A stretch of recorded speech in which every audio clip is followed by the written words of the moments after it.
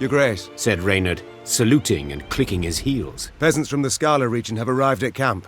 Supplicants, wishing to deliver a plea to your person. Meve sighed.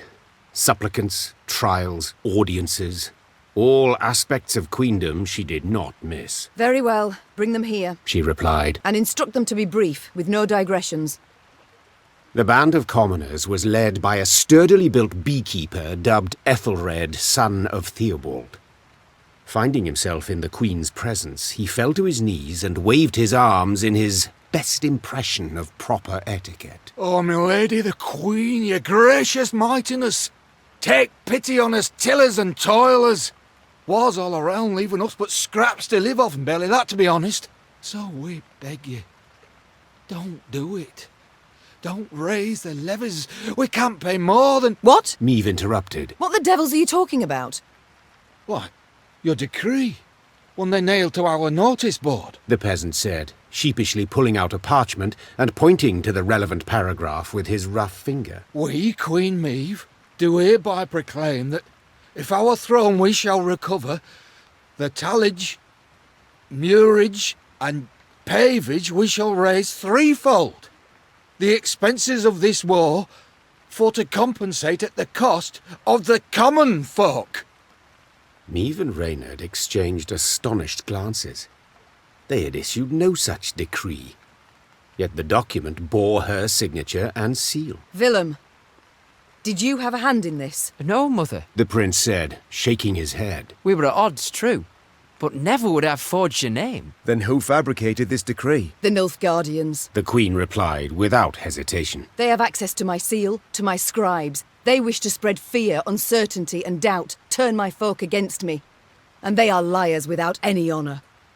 The Queen tore the falsified document to shreds. Knowing this would solve nothing, she had to find the printers churning out these fakeries and end their run.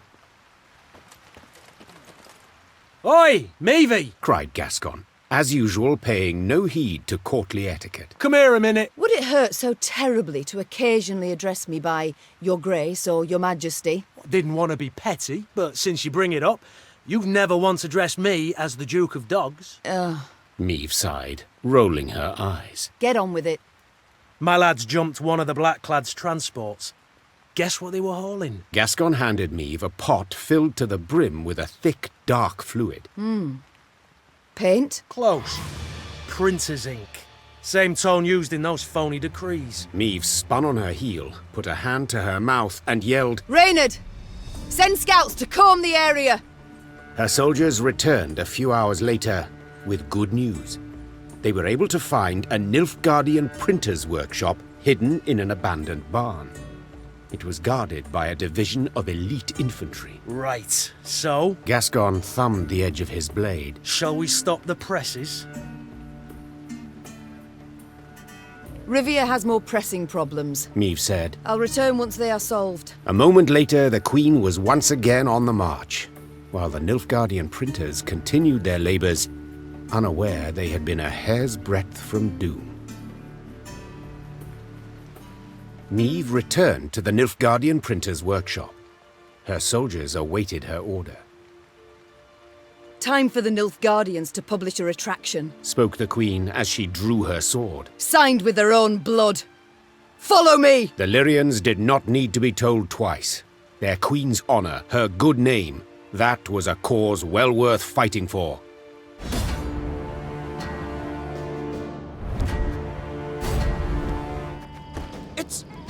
It's her! Yes, you fool her! Sound the alarm! Larum! They weren't expecting us.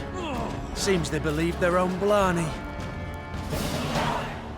The Nilfgaardians fought fiercely, led by a seasoned covert agent. Seeing he would soon fall into enemy hands, he put a knife to his throat and, in a quick slash, sent blood pouring over paper and still wet ink. Reynard leapt towards him, trying to stanch the red tide. But it was too late, and the spy's secrets perished with his last gargled breath. Meve picked up a freshly printed pamphlet. The document listed her many crimes and misdeeds, the true and the manufactured alike.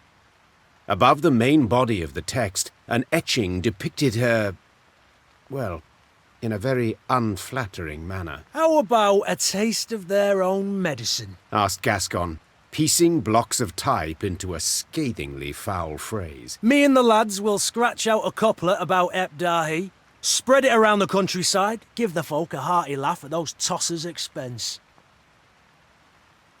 Yes, these presses should be put to good use. The Queen said. But printing lewd jests is not it. We must spread facts. Tell what the Nilfgaardians did in Aldersburg, how they tried to murder me in Mahakam and Angren. What fate lies in store for those they conquer? Gascon grew serious and set the ink-stained type back down. Get to work. Before the sun sets, I wish to hold the first document in my hands. Soon, in every town, village and tavern, there hung a notice detailing Nilfgaard's crimes. The outraged Rivians did what they could to strengthen the Queen's army, some by offering coin, others by joining her ranks.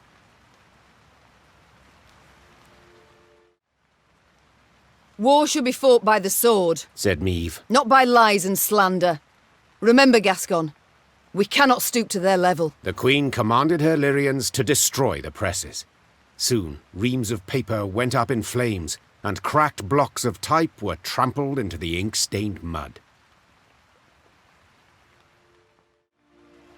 Nilfgaard left none alive in Rosberg, not even one woman, and no child was spared! Peasants from Edern have been captured and put to work by force. Nilfgaard now prepares the same fate for Rivia and all Rivians. Emperor Emir var Emrys is a Vran imposter, a Vran Doppler!